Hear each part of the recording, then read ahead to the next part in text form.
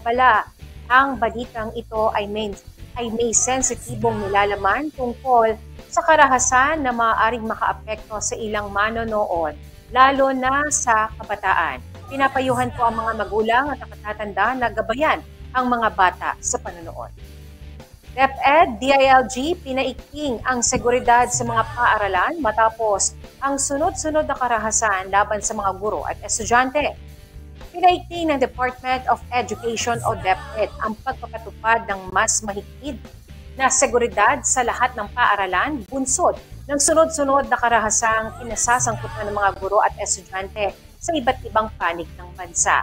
Kabilang sa mga naitalang insidente ang pamamaril sa isang school principal sa Midsayap, North Cotabato ng dalawang lalaking sakay ng motorsiklo habang nakasakay ang biktima sa kanyang sasakyan.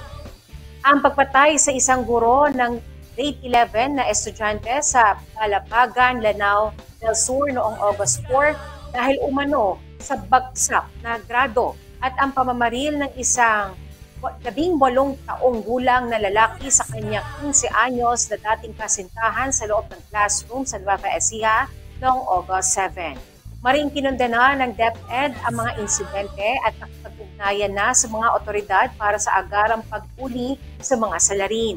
Nagpaabot din ng tulong pinansyal sa pamilya ng mga biktima at nagbigay ng psychological first aid para sa mga guro at estudyanteng nakasaksi. Batay sa bagong memorandum ng DepEd, mahigpit na ipatutupad ang security checks sa lahat ng paaralan, kabilang na nga ang inspeksyon ng mga bag at gamit, kontroladong entry at exit points at pagdaragdag ng security personnel. Ipinagbabawal ang pagdadala ng armas, patalim, droga, alak at iba pang ipinagbabawal na gamit. Mayroon ding zero tolerance laban sa bullying, gang-related violence at anumang uri ng karahasan. Pinalalakas din ang incident reporting at learner support services para sa mental health at psychosocial well-being ng mga kabataan.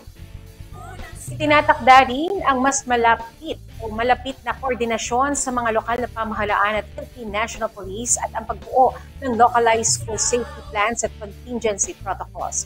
Kasabay po nito, naglabas ang Department of Interior and Local Government o DILG ng Memorandum Circular 2025-072 na nag-uutos sa lahat ng barangay na magtalaga ng mga tanod sa paligid ng paaralan.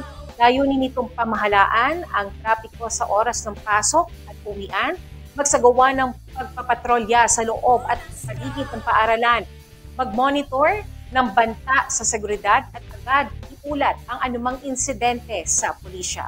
Ang hakbang ng DILG ay bilang tugon sa direktiba ni Pangulong Ferdinand Marcos Jr. para tiyakin ang kaligtasan ng mga estudyante. Inaatasan din ang mga lungsod at munisipalidad na magbigay ng sapat na suporta at kagamitan para matiyak ang maayos na pagpapatupad ng nasabing inisyatiba. Ayon naman kay Police Major Williard Dolnuan, Acting Chief of Police ng PNP Santa Rosa, nagkaroon na ng pagpupulong ang alkalde, kapulisan at DepEd Nueva Ecija upang talakayin kung paano mapapalawig ang seguridad sa mga paaralan. Kabilang na nga po dito ang pagpapatupad ng karagdagang security guard at kapulisan sa mga paaralan. Nagkaroon po ang pulong yung mayor po natin, kasama po ang kapulisan at DepEd na imungkahi po kung paano po palawigin ang seguridad ng mga eskwelahan. Nariyan po ang pagtawag natin sa mga barangay tanod upang tumulong, pagdadagdag ng police presence sa mga eskwelahan at nag-request rin po ang DepEd ng additional na security guard po sa ating mga eskwelahan.